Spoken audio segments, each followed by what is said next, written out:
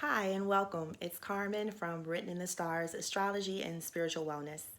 I want to share with you guys some herbs that can really help you during this time with managing your stress as well as staying healthy. This is a crazy time that we're in, and there's very little that we feel like we can actually do.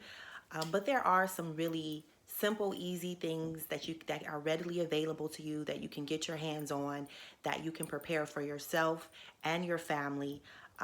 You can use them whenever you need them, but a lot of the things I'm going to talk to you about today, you can use regularly and ongoing just to support your health on a daily basis. Things that I'm going to talk to you about are good for your entire family. Some of the things are really, really good for children, and I'll definitely point out those things that are good for children.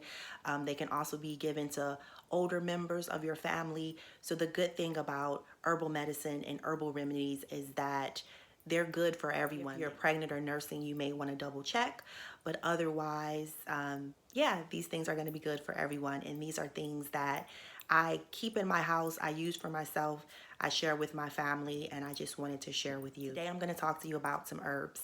And again, it's going to be two main categories that I'm going to talk about: stress, handling stress, and then staying healthy. So for stress, one of my go-tos, and I take this regularly a few times a week and actually more. I've been taking it more now because we're in a very stressful time. I'm recording this video in the time of Corona. So the one that is my go-to is passion flower. I don't know if you could see, but people usually do something like this. Oh, there, that's good. So this is passion flower. This is what it looks like. This is just, when you buy herbs, they don't come like this. I have a little apothecary in my house, and it's just easier to store them in these little baby food jars.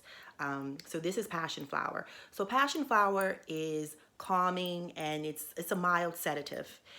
So when you are having problems falling to sleep at night, if there's just a lot going on in your head, you may have maybe some mild anxiety, you can make a tea with this, and this will help settle you down. This is also good for children.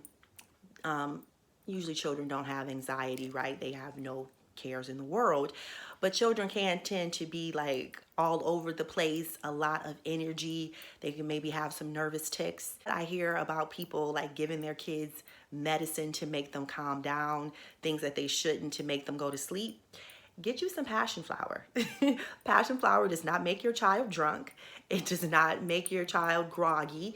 It's totally healthy, and it settles your child down. But it's also really, really good for adults as well.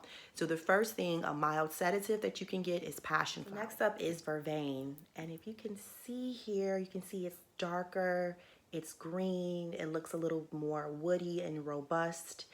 Vervain is medicine. All of these things that I'm going to talk to you today are medicine or have medicinal uses, but this is like medicine. It has a bitter taste, and you know when you take things that are bitter, bitter means medicine. It means that it's helping you. And so the great thing about Vervain is that it's a good nervine, meaning that it supports your nervous system. So when you're having more anxiety, the first thing I talked about, passion flower, was a mild sedative. This is when you may have more stress, more worry, your mind is overactive. This will help calm you down, clear away some of the anxiety or some of the outward manifestation of the anxiety that you're feeling, like carrying the anxiety or the nervousness in your body. So it's a nervine, and it's also nourishing because, like I said, it helps bring you back to health. And on top of that, it's also good for coughs and colds. It helps with like releasing phlegm.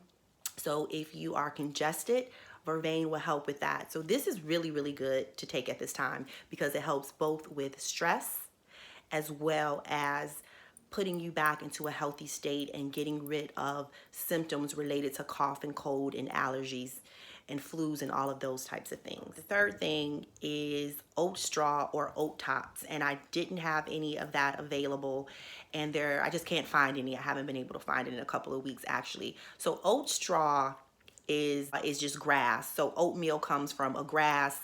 Oats is basically what it is. But when it comes to your nervous system, oat straw or oat tops is very nourishing. So this is somewhat similar to Vervain in that it not only calms you down when you're dealing with a lot of stress, a lot of anxiety, a lot of worry.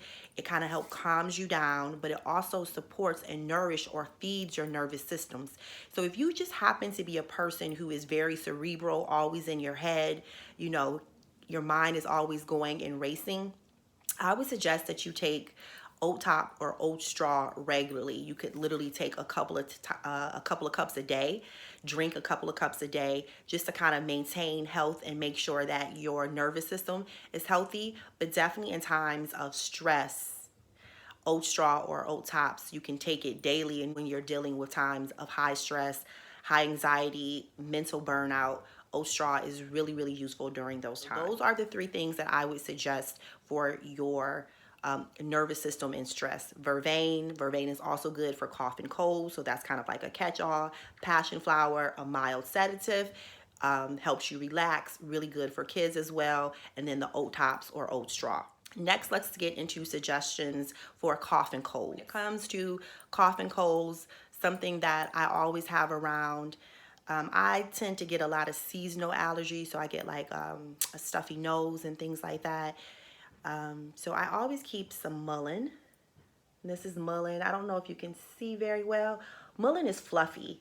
It's almost like cottony and fluffy, and these are the leaves of the mullein plant, but it's very soft and bouncy and fluffy. And this is really good. It's an expectorant. Expectorant is something that pulls mucus out of your system, out of your respiratory tract. So again, if you are congested and you have like a dry, unproductive cough, Mullen is good to help pull that out of your system. It also is good for inflammation. So lots of times we have like in our respiratory tract and even our sinus tract can be inflamed, especially if it's dry, if it doesn't have moisture, and you can start to feel the soreness and the tightness. That's because of the inflammation. So it helps with the inflammation, and Mullen is actually really, really good for kids as well. So if your kid happens to have like asthma, seasonal allergies, things like this is something that you and your kids can take regularly to kind of combat the ongoing issues with breathing.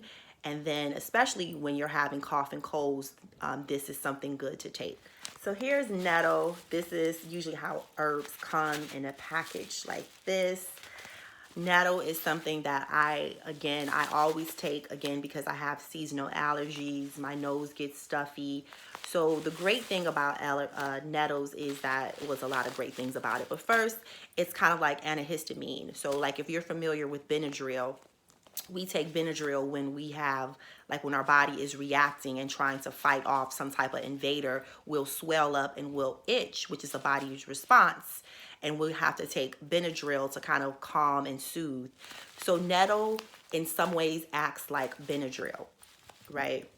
It has those antihistamine properties in it. Another thing with it is, so like itchiness, watery eyes, seasonal allergies, Nettles is all really good about that with all of those things. Nettle has a nice sweet taste, and it's like soothing and calming. It's also anti-inflammatory. So again, when we're talking about being swollen in our nasal cavities or in our respiratory system, this also helps restore your body back to full health. And it's also really good for children as well as pregnant women. And the reason it's good for pregnant women is that it has lots of nutrients. Another one that I want to talk to you guys about is elderberry. The way you usually can find it, take it, and you can totally make your own, Google a recipe, is elderberries are made into elderberry syrup.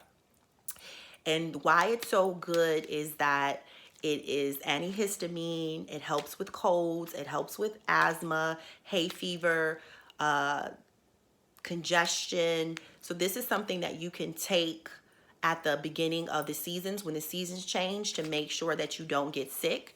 And then you can also take it when you start to feel yourself getting sick. If you start to feel yourself getting sick, it kind of boosts your immunity system. So it gives a boost to your immunity system, while it also helps to reduce the symptoms related to cough and cold. This is really, really good for children. It's really, really good for adults. This is one of those things that you can take ongoing as well as when you're sick. So how do you prepare them? 3 ways to prepare herbal remedies. The first that we're all really familiar with is a tea. A tea is, and we all know, we just boil water. We take the herbs, we put it in like a little tea strainer ball or something like that. We let it steep in the water for usually 5 to 7 minutes, and then we drink it. So a tea is usually used for just like literally sipping and enjoyment. You get some of the qualities of the medicinal properties, but not a lot of them because it hasn't steeped long enough. So things that are good that I talked about today, like I said, I take passion flower regularly when I can't sleep. So I'll make a tea with passion flower. For me, I will usually steep the tea longer. I may steep it 10 to 15 minutes because I want it to help me really relax so I can go to sleep. You don't really have to steep this too long of a time where you just need a little bit of it to help you relax and go to sleep. You want to just make a tea with this. That's the weakest form to pull the medicinal qualities of the tea out. The next method that actually pulls out more of the medicinal properties from the herbs is called an infusion. And basically all an infusion is just steeping the herbs in hot water for a longer period of time. So you do the exact same thing. You'll boil hot water. When you make an infusion, it's best to make larger quantities of an infusion. You don't want to just make like 1 cup of an infusion. So you can use a mason jar, which is really the best thing. And why I love mason jars is on the side they tell you how many cups. So this is 4 cups. And since you're making this now more as a medicinal thing or something that you want to be drinking maybe throughout the day or have a couple cups a day, you can make this for a longer period of time. So you would put the herbs in here. When you make an infusion, for every cup, so for every 8 ounces, you want to use a tablespoon of herbs. So for this is a 4-ounce cup. I will put 4 tablespoons of whatever I want to put in here, and then I will fill it up with water, seal it, and then you can make an infusion. You will let it sit for at least 25 minutes. Sometimes you can let some things steep or sit overnight. So the longer it sits, the more medicinal properties and the stronger it will be for you. I definitely use this with like the Vervain, because like I said, a Vervain is something that just brings you into health. This is like medicine. So this is something that you will want to drink like all of the time, or anything that's like a leaf or a herb you can make into an infusion. This way that you prepare the herbs is what's called a decoction. And a decoction takes a little bit more effort, but it's not hard to do. And you can just Google how to prepare a decoction. But just really quickly, you boil the water. You bring the water up to a boil, and while the water is still in a pot, you turn it down and then you put the herbs in it. But when you do a decoction, you only make a decoction when you have to extract the properties from a woody or fibrous part of the plant. So you would use a decoction when you make elderberry syrup, because these are the berries. They're tougher, they're hard. What else? I think that's really of all the things I talked about to you guys today. Roots, if you're using a root. So sometimes you can get things that have that are like a root, like ashwagandha comes in a root.